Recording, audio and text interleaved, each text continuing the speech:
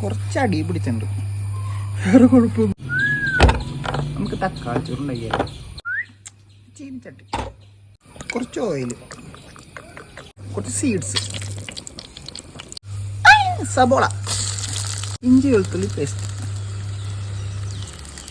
കുറച്ച് പച്ചമുളക്, കറിവേപ്പ്, മുളക് പൊടി, ചിക്കൻ മസാല, ഗരം മസാല,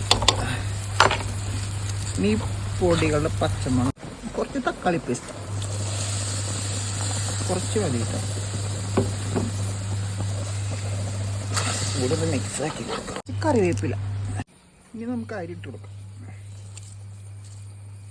ഇനി 1.5 ഗ്ലാസ് വെള്ളം ഒഴിച്ചു കൊടുക്കാം.